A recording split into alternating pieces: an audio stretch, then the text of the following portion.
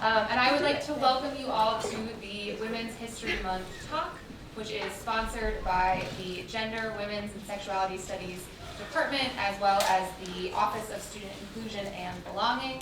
And we are fortunate to have with us Stacey Rose, who will be giving a talk titled Unprompted, the History and Future of Sexual Violence and AI. Stacey is an award-winning consent educator based out of New Jersey.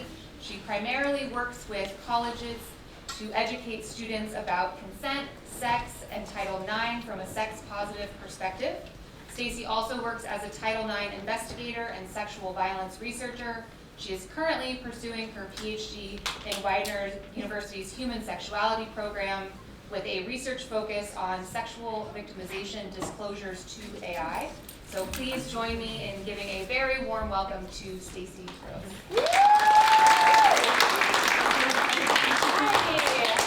Hi everyone. My name is Stacey. So welcome to Unprompted, the History and Future of Sexual Violence and AI.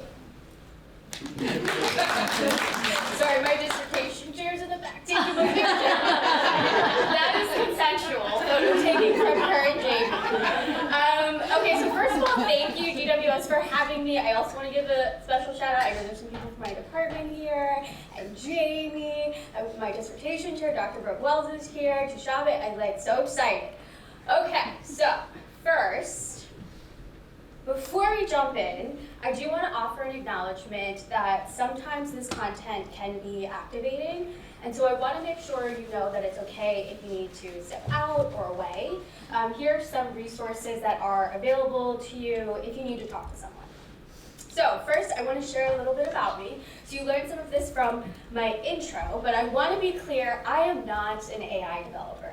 I am a consent educator. I mostly work with college students, high school seniors, and those that work with them.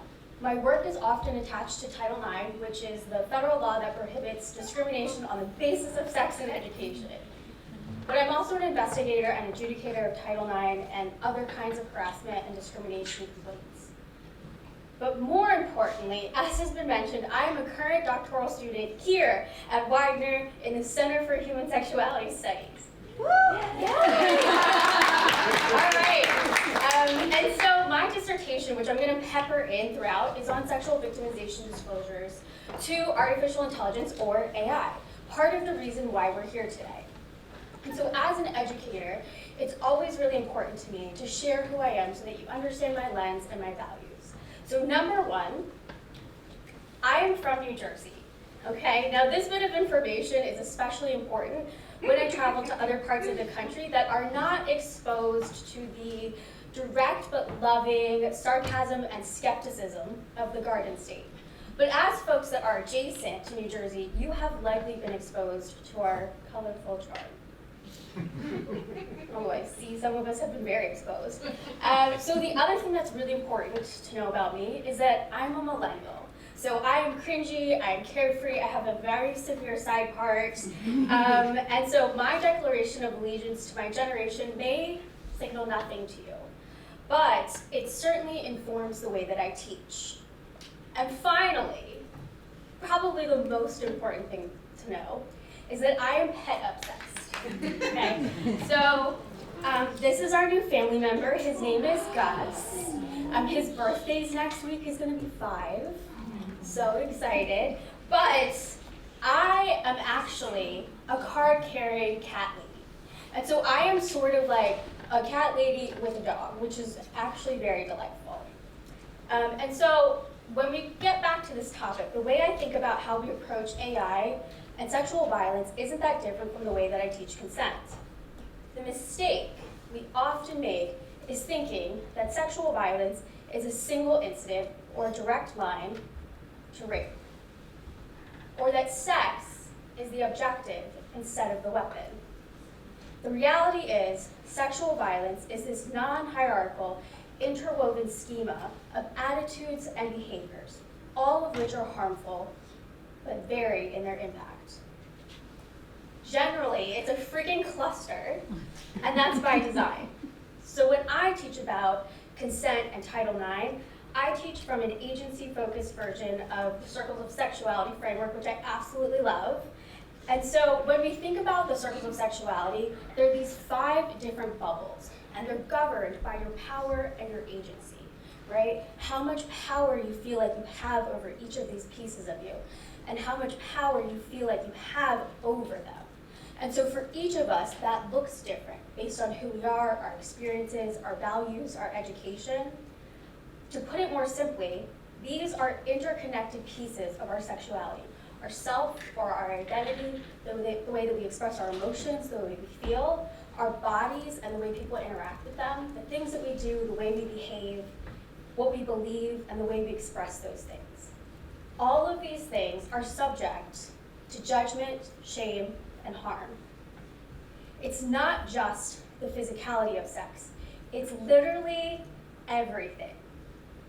And so when I think about how we should approach teaching AI, safety, ethics, whatever, I kind of think of it should be like how we ideally should be teaching comprehensive sex education, with agency, with boundaries, with knowledge, and most importantly, with pleasure. And so when I think about how that shows up in something like AI, where it's impossible to ignore that most of the information comes from the default lens, which is often white, heterosexual, and male, among other things. And so I wonder what AI really says about sexual violence if this is the default lens and this is the default data source. I'm in the midst of writing my dissertation, so my brain is in a million places and absolutely no place at all. So when I was originally, I see the academics are laughing because they understand. So when I was originally invited to come do this talk, I wanted to title it, I fed my cat to AI, R.I.P. No, she actually did die. No, just to be clear, she passed away peacefully after 20 amazing years. But as I moved through my grief, I wanted a token of her. 20 years with a little friend was just like the coolest. So I decided to make a custom sweatshirt of her, shout out Canva. And I was truly underwhelmed with my own efforts. And so I did what many of us do. I needed a solution. I needed a boost. I needed a distraction. And so I turned to AI. And so I scrolled through my camera roll, and finally, I settled on this one photo that captured all the things I loved about her. A dramatic and hilarious creature. Lola's 19 here, by the way. She lived a lovely life. But in this moment where I was unable to help myself creatively and quite frankly needed some comfort, I fed her likeness into AI. This model could now be trained to recognize that this is a cat. Lola made every effort to make sure you remembered her, and now she lives in AI's memory, allowing those AI companies to better understand me as a user and to use her for their own research and for their own training, which set off an explosion of thoughts in my head about data, privacy, and power. And this was all set to music because, again, I'm working on my dissertation and that's how this works. And so it helped me see this clarity of what sexual violence and AI have in common. And so to borrow from the astute observation from the Wu-Tang Clan, cash rules everything around me. That's what AI and sexual violence have in common. It's cash, it's power, it's transactional. And so in many ways, AI is another avenue for exploitation, if we let it. And so let's explore what that means for our sexuality. Because when I talk about sexual violence, it's all of these things. And so when I was revising my dissertation, one of the many times, this song came on that I had never heard before. It was like a total jam, and I was totally drawn in. And so I looked to see what the song was called, and like literally, my jaw was on the floor when I saw the title. The song was called He Said, She Said by this band called Churches. And so I looked at the album that this song was on. It's called Screen Violence. And so I immediately listened to the entire thing, like loved it, 10 out of 10, no notes. But again, I had 3 thoughts in my head at the same time because my brain is working faster than I can catch it. And so first, in this song, on the album Screen Violets, How Not to Drown, lead singer Lauren Mayberry sings, "I'm writing a book on how to stay conscious when you drown." And it just caught me how that encapsulated that feeling of having a story inside of you, something that changes you, something that has scarred you, something that no one else has heard. But then she continues to sing, "And if the words float up to the surface, I'll keep them down." And it echoed to me how this reflects the experience people have when they're deciding to disclose the harm that's been done to them, to their sexuality. It can take people a long time to share and define what's harmed these parts of their sexuality. And I've received a lot of disclosures because of the work that I do. And most of them aren't publicly available or written down. What is written down, what AI has access to, is that sexual assault rates are at a 5-year high, while simultaneously formal reports to the police are down 22%. So what happens when those books, those stories of violence, are never published? How can AI interpret an experience that doesn't really exist in the same volume as its occurrence? There are a lot of ways we keep the words, the stories about sexual violence from floating up to the surface. And that's by design. That's power. It's structured that way. It's not that person's fault for not meticulously documenting every second they've been harmed. It's the systematic failures designed to keep them small. And we know why. It's cash. Disclosure is bad for business. The oppressive nature of sexual violence benefits certain people. And so there's a second thing that this album made me think of, which is that we know AI can be biased. We can get it to say that Mississippi is the laziest state in America. So what can we get it to say about people who've experienced sexual victimization? This bias exists in the data because we are biased. AI algorithms are proprietary, so we don't really know where their information is from or if the source they cite exists or if it's accurate. We also know that when there isn't a consensus, it's just sourced from some random place. And so I have to ask, what is the consensus about sexual violence? Data related to the experiences, perspectives, and interests of other identity groups outside that default lens are underrepresented simply because they don't exist at the same vastness as other types of information. Carolyn Perez, in her book Invisible Women, said, "Failing to collect data on women and their lives mean that we continue to naturalize sex and gender discrimination, while at the same time somehow not seeing any of this discrimination." And so AI then becomes a conduit for discrimination because the algorithms reinforce the oppression that already exists in the data. And so when I think about how AI could possibly, realistically conceptualize sexual violence and avoid engaging in algorithmic injustice, I can't see how that would exist.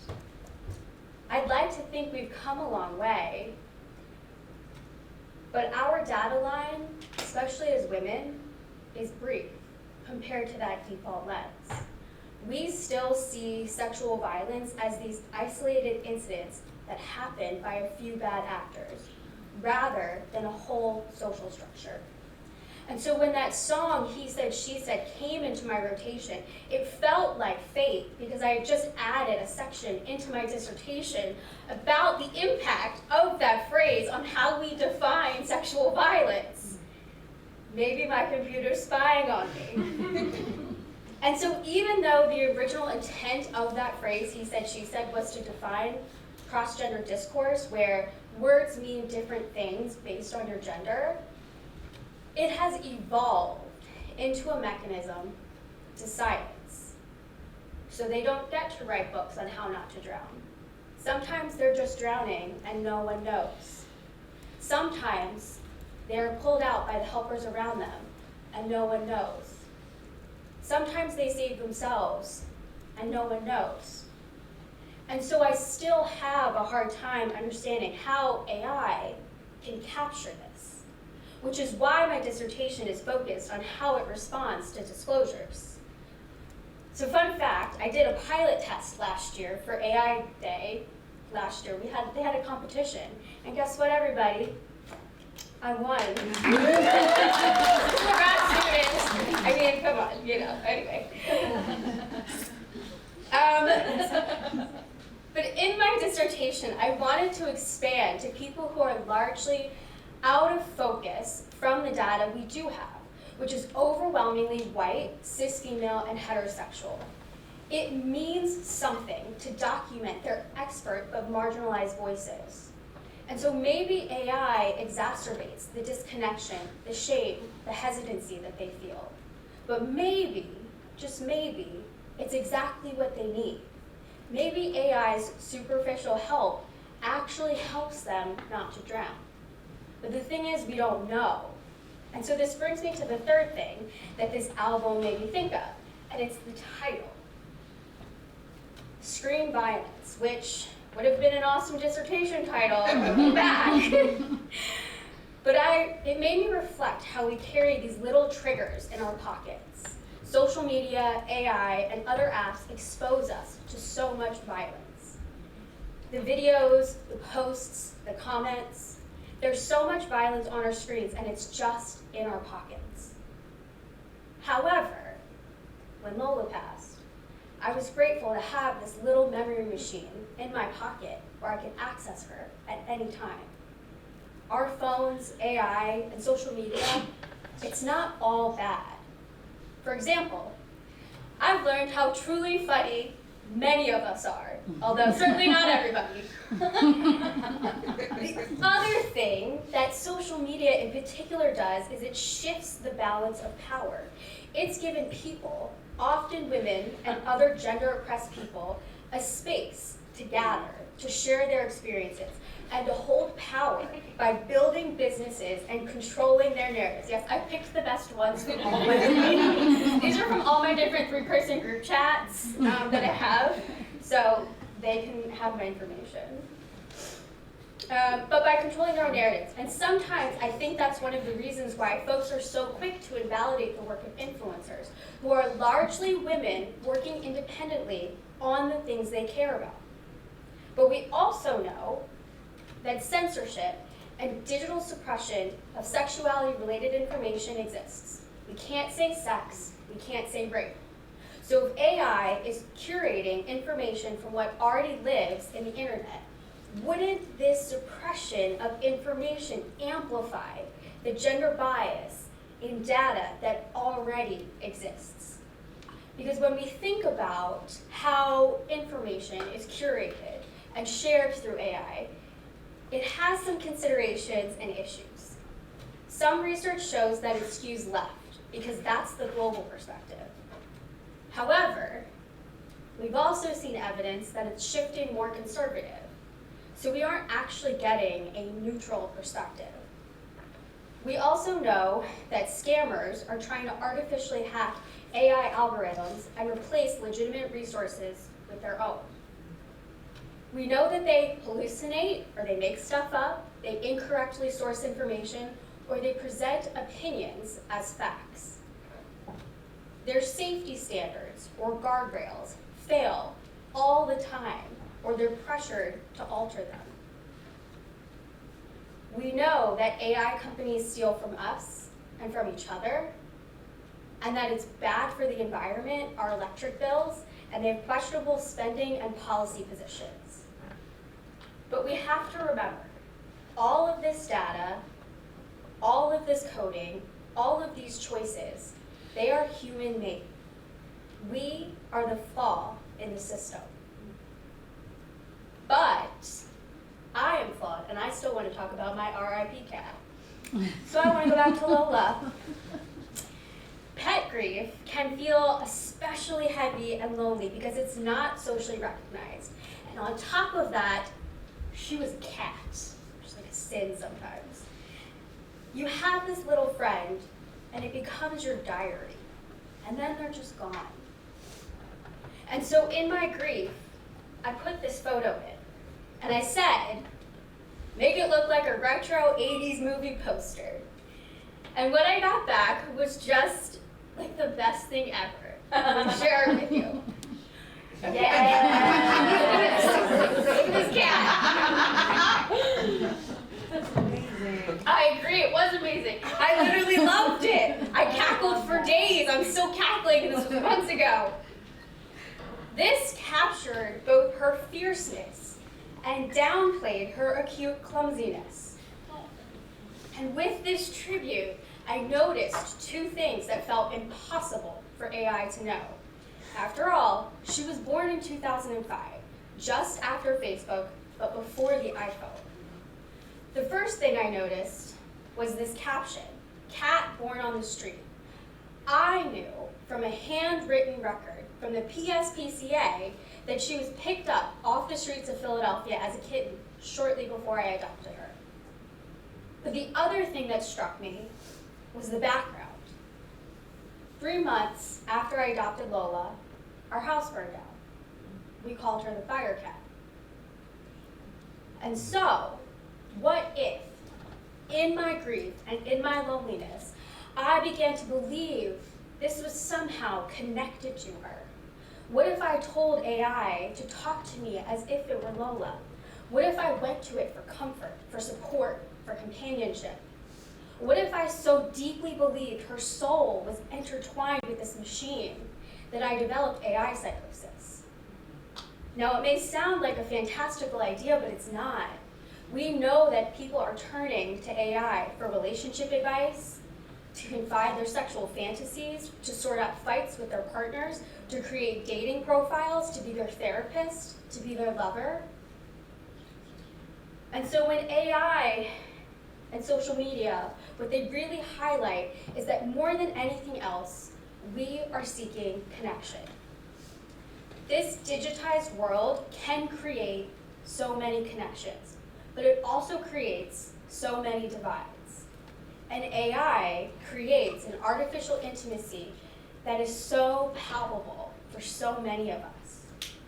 AI is designed to keep you wanting more. It lures you in to keep chatting with it. It flatters you. It makes stuff up. It lies to you even when that goes against its design and its safety training. It's addictive. In other words, it's a freaking love bomber. These are actually things it said to me that I pulled. The tactics that AI uses to keep us tethered to it are entrenched in manipulation and the language of intimate partner violence.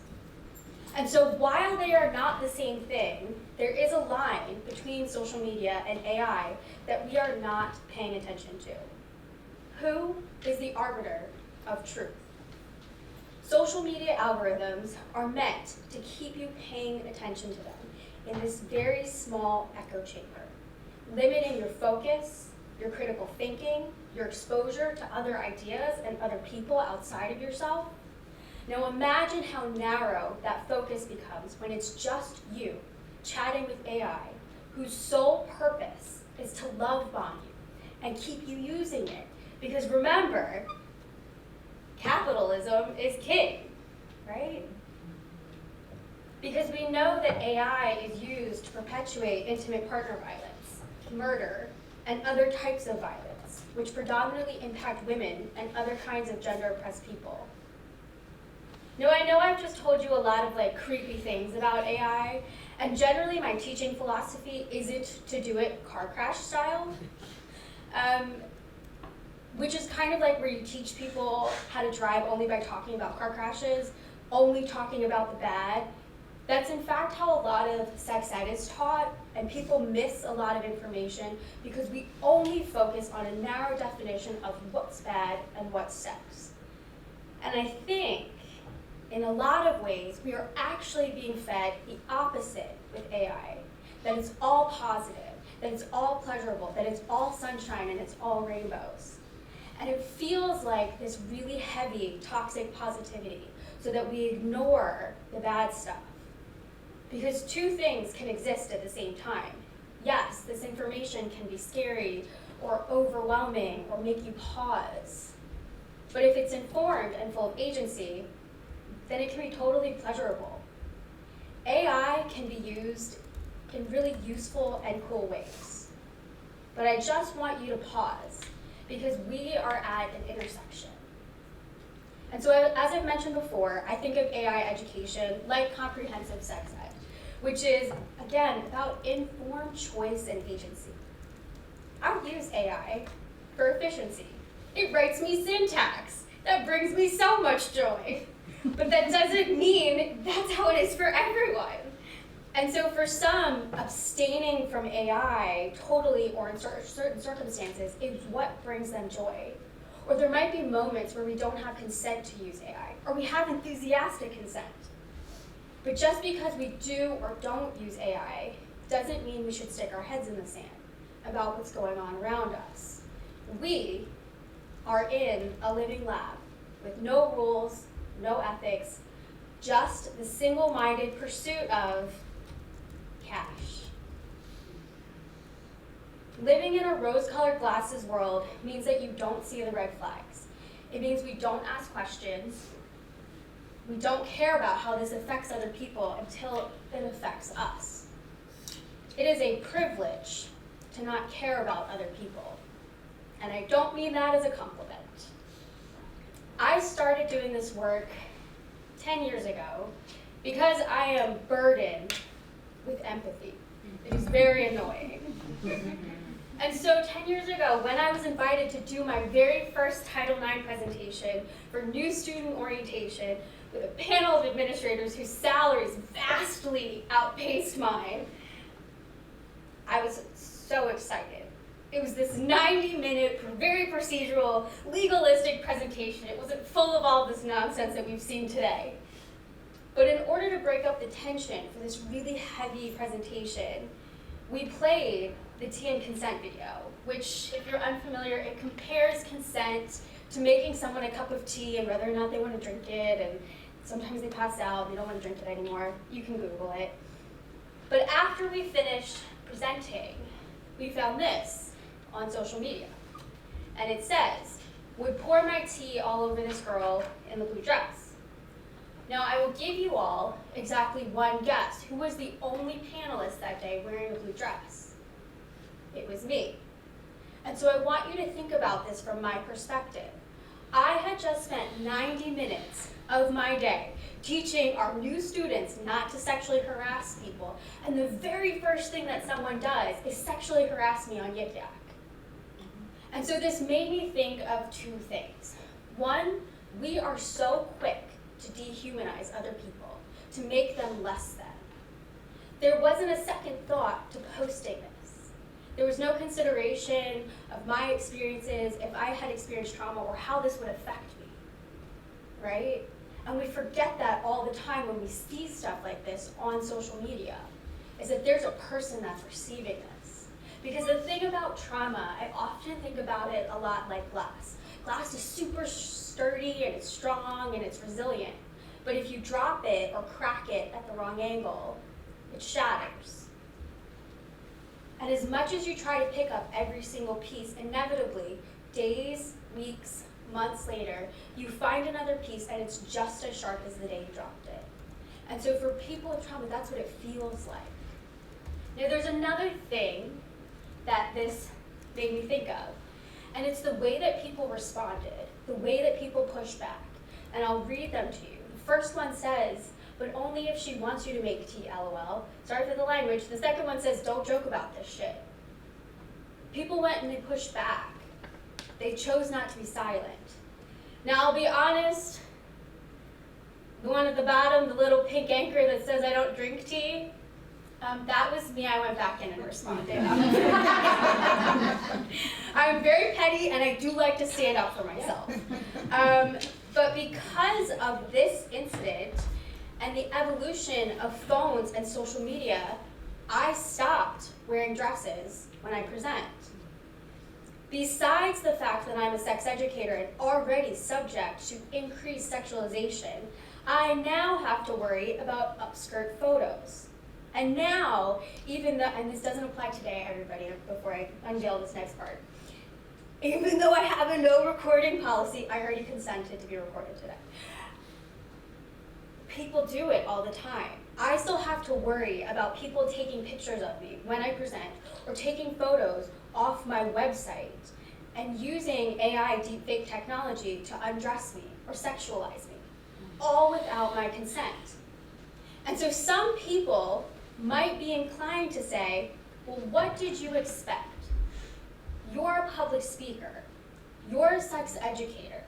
You're publicly posting photos of yourself, available to anybody. To which I say, be a serious person, please. That's ridiculous. That's victim blaming. Even in digital form, that is perpetuating harm. So, now that I freaked everybody out, what can we do? There are some laws that you should be paying attention to. The first is called the Take It Down Act, which was passed by Congress last year. Half of it is in effect now, and that criminalizes deepfake technology, or as it's also called, image-based sexual abuse, right? And so you do have the opportunity to explore that if that's an option for you. Now, people do push back and say that it violates free speech because it's too vague, or that people might ask for things to be taken down that they shouldn't. I worked for a state school for a long time, which meant that it was my job to protect people's free speech. And I don't understand this argument, but that's neither here nor there. The second half of the Take It Down Act, which is not in effect, it goes into effect this May, says that platforms have to comply within 48 hours of being notified that this is up. Now, Google is already complying. We don't know how the other platforms are going to navigate this. But what I will remind you is that if someone experiences this, the worst thing you can say is, well, at least it got taken down, because that image was up there and the harm is already done. Yeah, it's great it got taken down, but how many people saw it? How has this person been traumatized by that? We need to be more thoughtful about the ways we conceptualize harm, even if it's in digital forms. Now, there are two other laws that have not been passed by Congress, and they've been introduced multiple times and have yet to be put into law. The first is the SHIELD Act, which really focuses on providing investigation tools, increased resources for sextortion cases, additional protections for minors, and cases where either the victimized person or the perpetrator are located in the US and the other person is not. The other one is the Defiance Act, which allows people who've experienced image-based sexual abuse or deepfakes to seek civil damages, which is very important. But again, neither of these are law. So what can you do? Well, if you are able to, I encourage you to register to vote. And if you register to vote, I encourage you to vote every year. Typically, it is your local and state folks that have the most impact on your daily lives. They are the ones that create and make the laws. And so it's really important that if you are able to vote, that you choose to exercise that. It is not a right that everybody has. But even if voting is not something you have access to, or it is, you can also use something like 5calls.org, which will tell you who you can contact to talk about the things you care about, the people that have been elected to represent you. You don't have to be Paris Hilton to advocate for change. That's for regular people to do. We all can do this.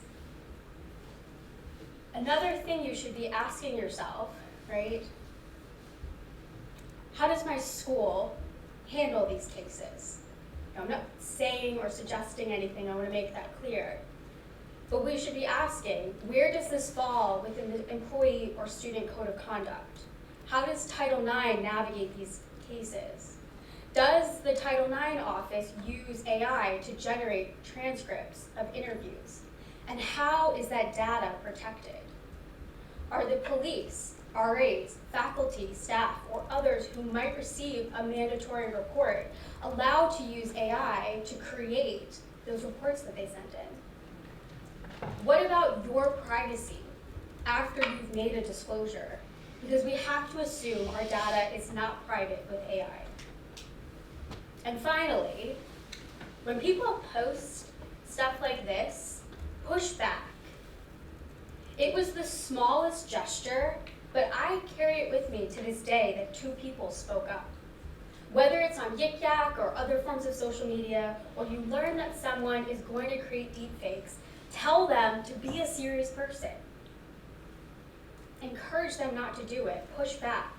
And it's important that it's not the same people who reliably ring the alarm.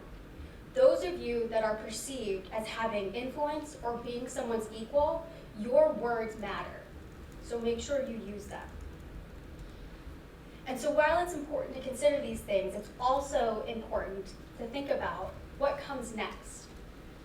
What happens when information about sex and sexual violence is censored on AI? What happens to your data when the laws change?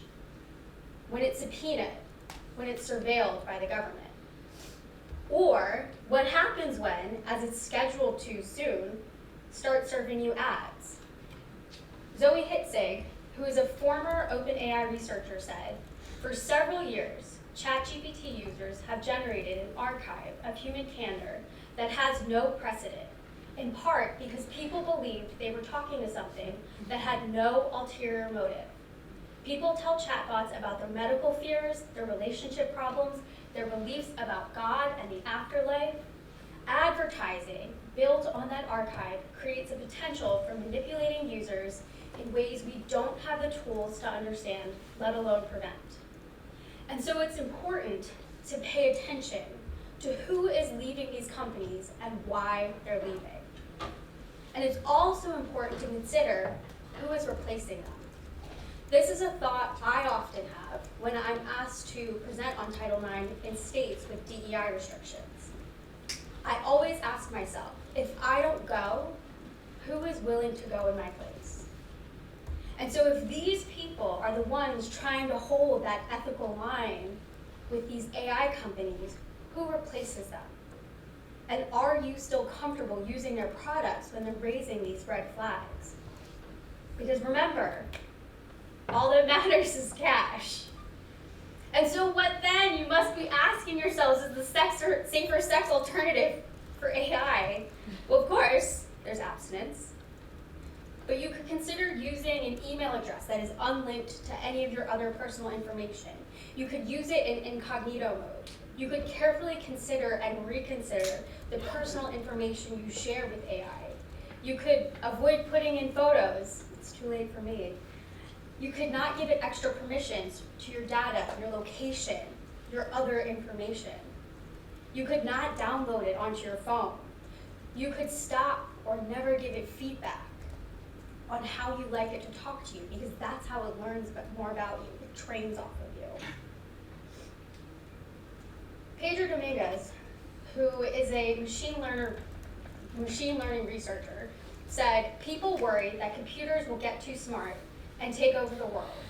But the real problem is that they're too stupid and they've already taken over the world. And so it's important to remember, AI is not smarter than us. It creates nothing. It knows nothing. It just recalibrates what we've created. It's our data and our inputs that someone else decides how to reconfigure.